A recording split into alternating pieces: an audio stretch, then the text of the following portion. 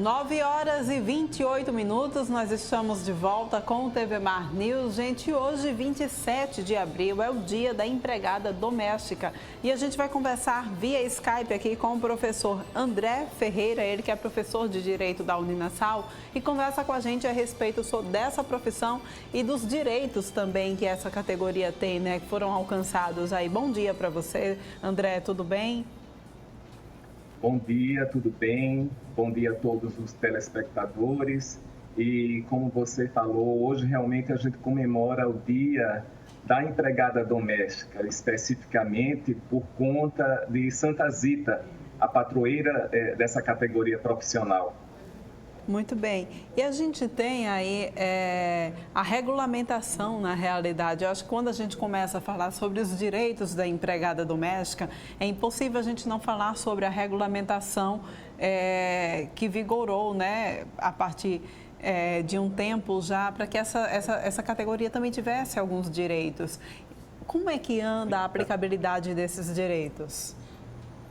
Então, a gente sabe que há todo um aspecto sociológico que afastou as empregadas domésticas da proteção trabalhista, né? A nossa herança colonial, 350 anos de escravidão, tudo isso fez com que os domésticos, até hoje, né, até o dia de hoje, em 2020, elas ainda não têm a plenitude dos direitos trabalhistas.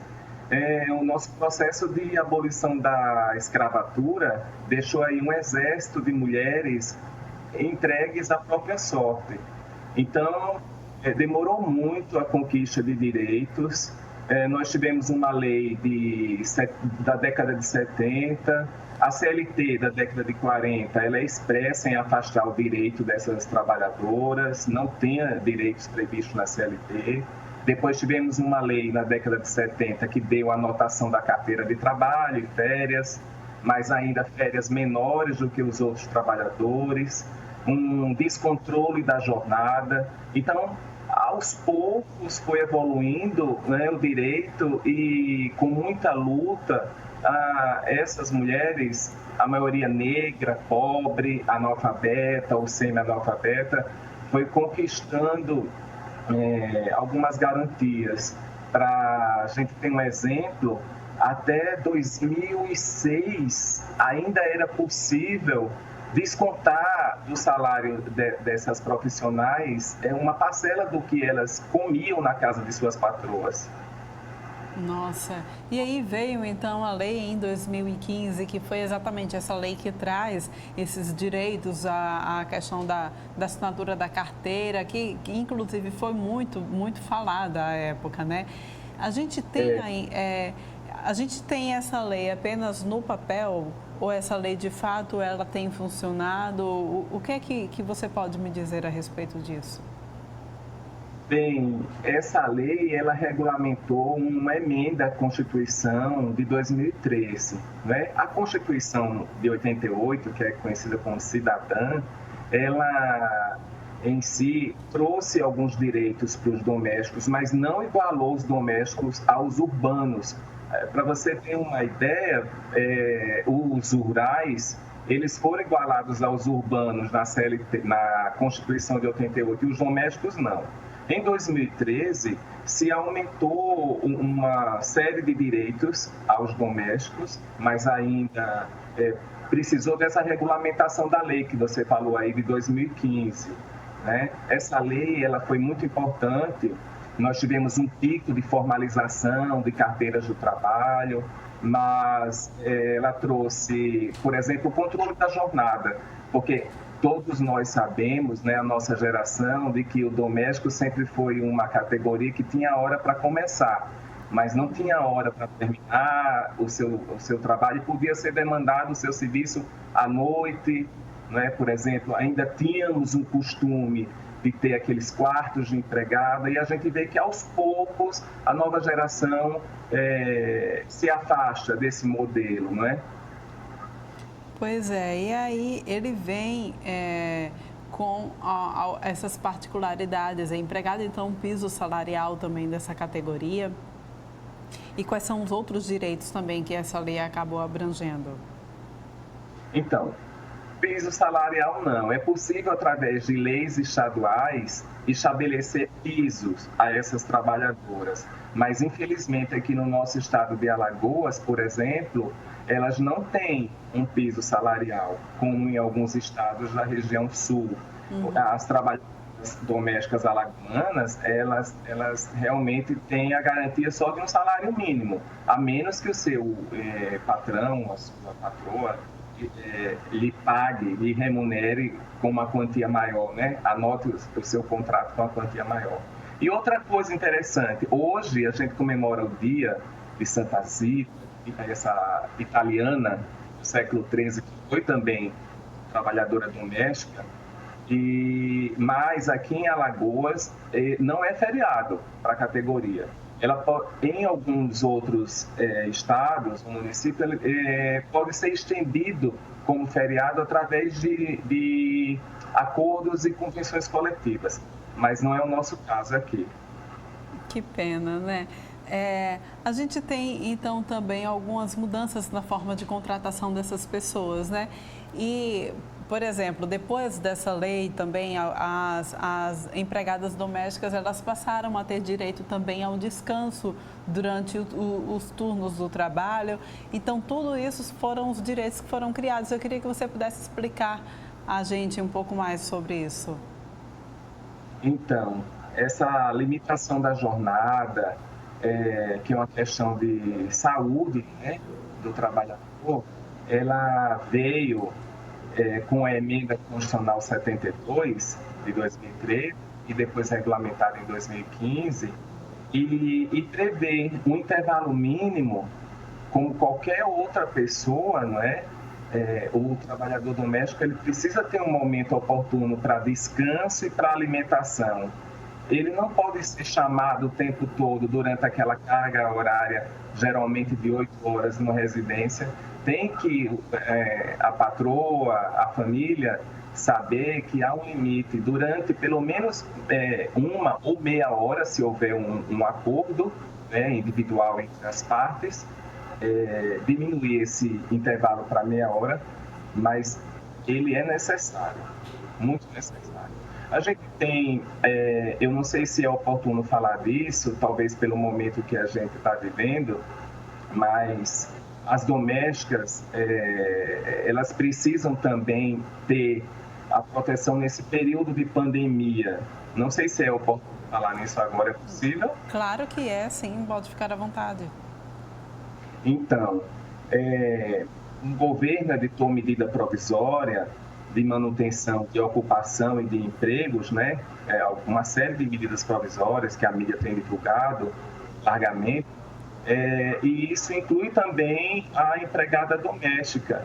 É preciso que os patrões saibam que a medida provisória 936, ela inclui a categoria das domésticas, né? O contrato delas pode ser suspenso ou pode ser diminuída a jornada, para permitir a essas trabalhadoras também que elas se protejam do surto, né, do vírus. Ou então estabelecer algumas regras, como, de repente, ir buscar e levar para impedir que elas usem o transporte público, oferecer equipamento de proteção em casa também, um local apropriado para o banho dessa trabalhadora, né? Então, há alternativas. O ideal mesmo seria, nesse momento, manter a renda e interromper o trabalho, né? Mas a gente sabe que por uma questão, às vezes o patrão tem uma pessoa idosa ou crianças em casa e precisa muito dessa profissional agora. Mas o ideal seria também mantê-las em quarentena nos seus lares, né, com suas famílias. A gente tem também a questão de 13º, elas têm direito já a 13º, salário da licença maternidade também. Fala sobre essas questões também, não é isso? Ah, sim. É muito importante resgatar esse histórico, né? Apesar de o contingente do Exército de trabalhadores domésticos ser 80%, 90% de mulheres e 80% dessas mulheres serem negras, como eu já falei, analfabetas ou semi-analfabetas, pobres da periferia, durante muitos anos elas não tiveram direito à estabilidade da gestante, né? Então, no momento em que elas mais precisavam de um emprego e renda, elas não tinham a garantia como as outras trabalhadoras urbanas e as rurais, né, também. Só em 2001, através de lei, e você imagine que resgate esse, né? Depois do período da escravidão, depois da conquista de direitos com a Constituição, apenas em 2001 foi estendido às trabalhadoras domésticas a estabilidade depois que elas tinham seus filhos. E hoje, né, as trabalhadoras elas têm sim a licença maternidade, que ela não é paga pelo patrão. É bom saber, é bom formalizar os contratos, fugir da informalidade dessas trabalhadoras, porque se ela engravidar e precisar, claro, óbvio, da licença maternidade, quem vai custear isso é o governo, né? Isso é muito importante. Exatamente. Apesar dessas garantias com a contratação, com a formalização, a realidade mostra, com estudos do IBGE, né, de que, apesar de termos 7 milhões de trabalhadoras domésticas, apenas quase 2 milhões têm contratos de trabalho formais. O resto vive na informalidade ou é contratada como diarista. Exatamente, foi uma forma, né, que muitas pessoas encontraram para fugir exatamente desse compromisso contratual, né, e acabaram transformando a empregada doméstica em diarista. Mas vale lembrar, tem lei também, né? Não é a diarista, ela não pode exceder 3 vezes na semana. Também tem uma lei também, não é isso que... Isso. A lei criou uma ficção jurídica, né? De que, considerado empregado doméstico, é necessário que trabalhe 3 dias ou mais por semana no lar, né? No âmbito da família. Então, essa válvula de escape, essa cláusula de abertura, fez com que muitos empregadores, para fugir, na verdade, da formalização e dos encargos, porque a gente sabe, temos que pensar também que o empregador doméstico, não é, muitas das vezes eles não tiveram como garantir, não tiveram ônus. Veio a crise de 2015 junto com a lei que regulamentou o direito das domésticas. Então, a alternativa foi mudar os contratos de trabalho para a prestação de serviço de diarista. Infelizmente, não é o ideal. Na verdade, o ideal é que, com o avanço da nossa sociedade, cada vez menos se exija menos o serviço doméstico. Pois é, e que essas mulheres sejam capacitadas para entrar no mercado de trabalho e que a gente precise cada vez menos, de fato, né, do trabalho delas, não jamais desmerecendo o trabalho delas, que é um trabalho importantíssimo. Só quem é dona de casa sabe o trabalho que dá cuidar de uma casa, cuidar de uma família. E a gente espera nesse dia, não só nesse dia, mas em todos os outros dias, que essa função que é exercida com tanto cuidado, com tanto amor dentro das nossas casas, que a gente diz uma função de confiança também, não é, André? Que a gente entrega a nossa casa a essas mulheres, a essas pessoas, que elas sejam reconhecidas. E eu deixo, inclusive, aqui a minha homenagem a todas. Muito obrigada pela tua participação aqui no TV Mar News, André. A gente volta a se encontrar qualquer outro dia. TV Mar está sempre de portas abertas, canal aberto para você. Muito obrigado. Bom dia. Bom dia. Olha só, gente, a Caixa Econômica libera a partir de hoje os saques para os trabalhadores que estão recebendo auxílio emergencial do governo por meio da poupança social digital. Para evitar aglomerações, a Caixa estabeleceu o seguinte calendário para os trabalhadores sacarem em espécie. E a gente vai mostrar para vocês aqui a tabelinha para que a gente possa evitar, então, essas aglomerações. Olha só, 27 de abril para os nascidos em janeiro e fevereiro, 28 de abril para os nascidos em março e abril, 29 de abril para os nascidos em maio e junho, 30 de abril para os nascidos julho e agosto, 4 de maio para os nascidos em setembro e outubro e 5 de maio para os nascidos em novembro e dezembro. Então fica aí para vocês, né, essa tabelinha para que a gente possa, para você que está em casa, de repente venha a precisar fazer esse saque, a gente pode então evitar a aglomeração seguindo essa tabelinha.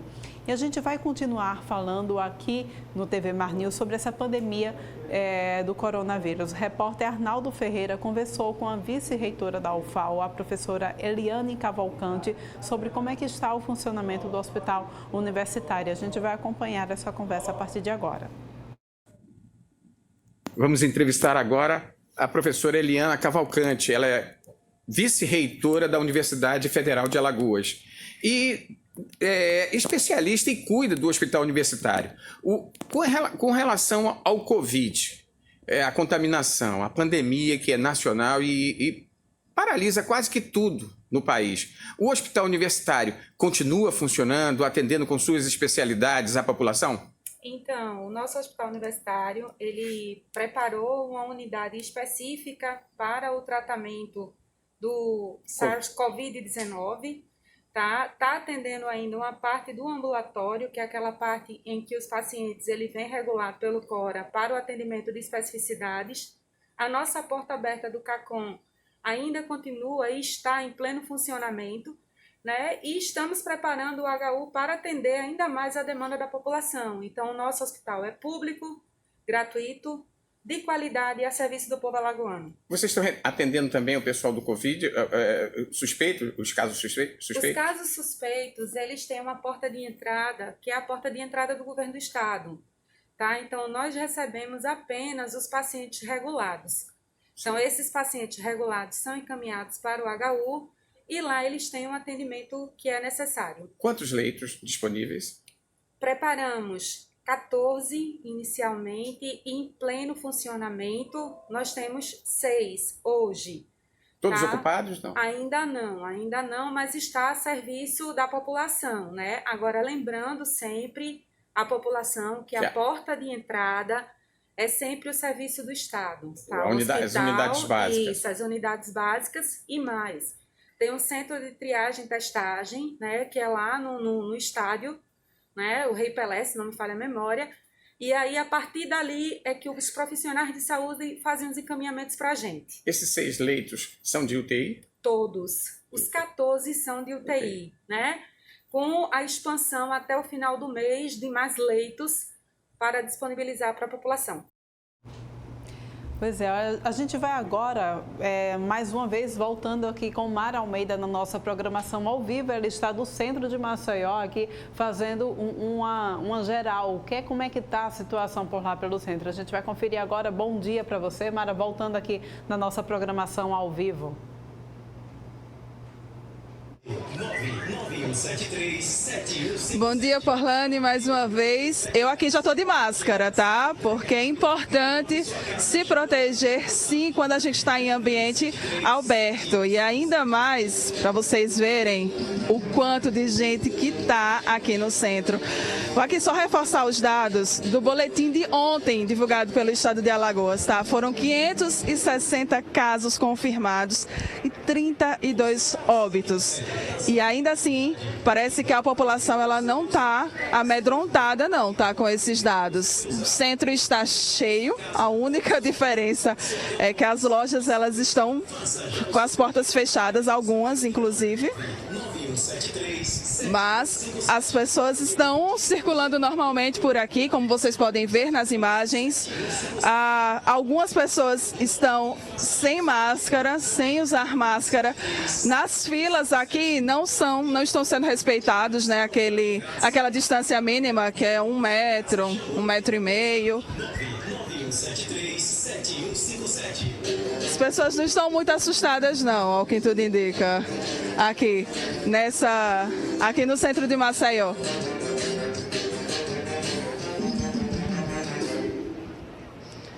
Vocês podem ver movimento normal por aqui, tá? Tô sim. percebe também, né, um número grande também de pessoas idosas, né, as pessoas do grupo de risco também frequentando aí o centro.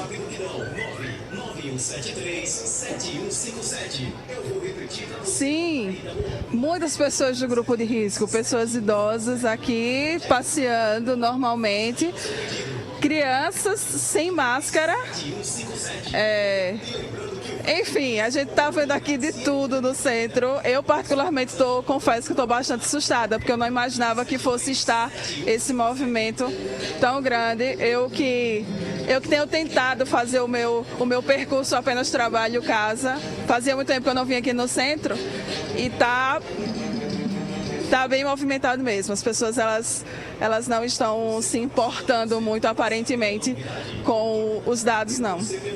Mara, o que chama a atenção, né, é que exatamente essas pessoas que a gente percebe são pessoas que parece que têm dificuldade, né, em ter acesso à informação, e são exatamente essas pessoas que mais irão sofrer caso necessitem ir para o sistema de saúde público. Infelizmente, esse é o quadro daqui do nosso país, é o quadro do nosso estado também, né?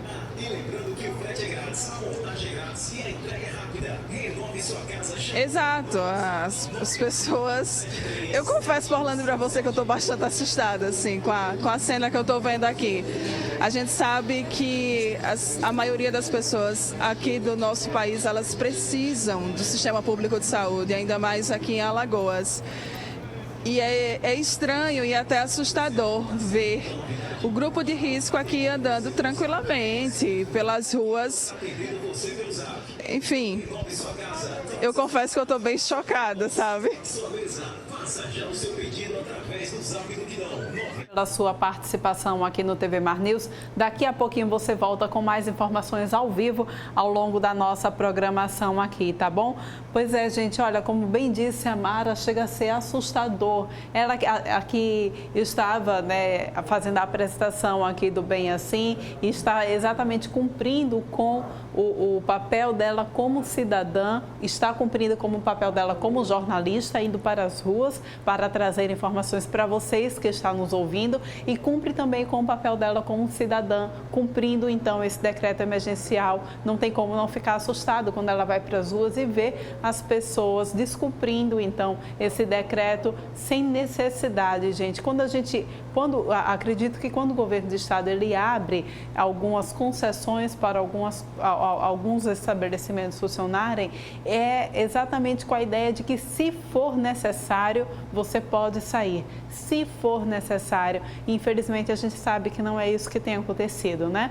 A gente vai agora, então, fazer a atualização para você que está em casa, né? Já mostrando essa situação aí dessa escassez aí do cumprimento desse decreto. A gente mostra então aqui o boletim aqui para Alagoas atualizado com a data de hoje. São 560 casos confirmados, 90 casos recuperados, 427 casos suspeitos e 32 óbitos confirmados já, gente. Na sexta-feira, esse número não tinha chegado a 30 ainda estava distante de 30. E hoje, segunda-feira, eu passo para vocês, infelizmente, esse número de 32 óbitos confirmados já aqui no nosso estado de Alagoas. Para o país, a gente tem então também a atualização para vocês acompanharem esses dados atualizados também no nosso país. Vamos jogar aqui na telinha para vocês, então, esses dados também atualizados com a data de hoje. Olha só, são 63.100 casos confirmados, 4.286 óbitos confirmados em todo o país. No mundo, tem mais de 2,9 milhões de casos e ao menos 206 mil mortes. Casos de morte por Covid-19 triplicam em uma semana aqui em Alagoas. Em 7 dias foram mais de 1.070 mortes em todo o país. Só no domingo foram registradas cerca de 270 mortes. Fonte do Ministério da Saúde com as secretarias estaduais de saúde que faz essa alimentação, então, dessa plataforma, né, trazendo as atualizações. São os dados, infelizmente, a gente percebe em contrapartida, em contraponto, como que as pessoas, de fato, não têm levado a sério essa situação. A gente vai agora para um rápido intervalo, volta daqui a pouquinho com muito mais informações aqui no TV Mar News.